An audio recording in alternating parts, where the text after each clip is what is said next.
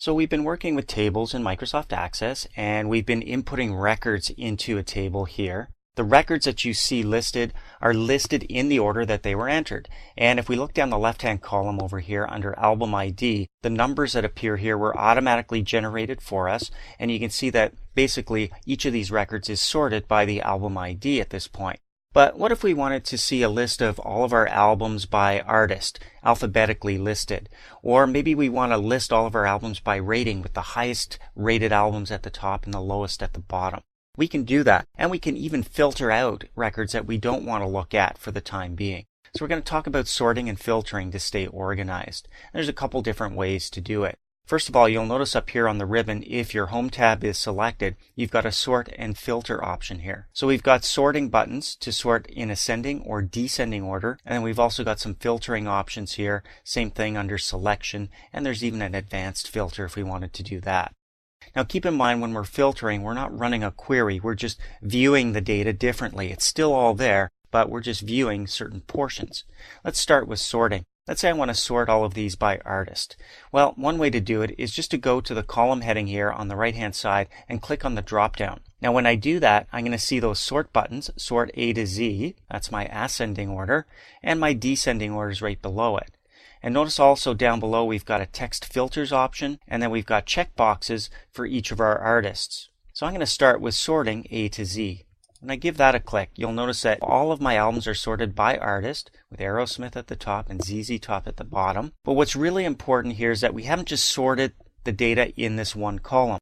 Each of the records has been sorted. Look at the album IDs, they're all jumbled over here. We wouldn't want to just sort this column and then leave all of the other columns the same, then we'd be messing up which artist belongs to which album title and which rating, etc. So the records are staying together as we sort on a specific field. Now you also notice that next to the drop down arrow there's now that little arrow pointing upwards indicating that there's a sort on here, or that there has been a sort. Let me show you what I mean. Let's do it by rating now. So we have the highest rated albums at the top. We'll click the drop down and we'll do largest to smallest this time. So everything gets resorted now. You can see the 5s at the top, and then the 4s, the 3s, and the 2s at the bottom.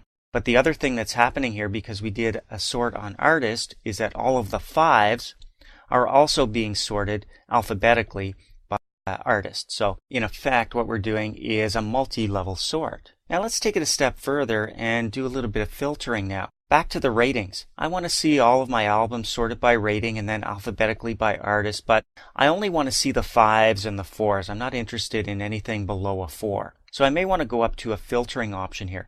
Now I can do it by clicking the filter button up here. When I do that, you can see what happens. This little drop down opens up. I'm going to hit cancel because the exact same thing happens when I click the drop down under rating. So there's my sort. And now down below you can see I've got check boxes.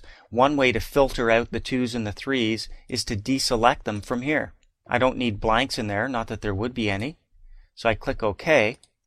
And you can see all I'm viewing now are the albums that have a rating of 4 or 5. The 3s and the 2s and anything below that do not show up. If I go up to my filter button now, you can see that I get the same drop down. If I want them all back, I can click Select All and click OK.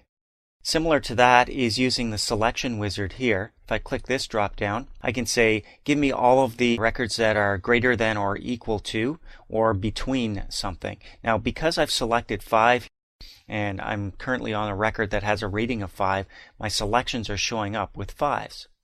How about all the ones that don't equal 5? When I click that, I'll see the 4s, the 3s, and the 2s, but no 5s. Then I've got this toggle filter button now that's shown up so I can remove the filter and get them all back. So lots of different ways using sorting and filtering. Keep in mind when you want to remove all of the sorts that are going on here, we've only got 2, rating and then artist, but we can remove all of those sorts by clicking the clear button. You'll know that all of the sorts now have been cleared. First of all, the album IDs are now back in order over here, and you'll notice that those little arrows have disappeared next to the drop-down arrows on the columns that we were sorting. So if you want to stay organized while you're entering data into a table, you only want to see specific information. Even though it's still all there, you can filter it out. You can get it organized by using the drop-downs or by using the sort and filter options found up here on the ribbon.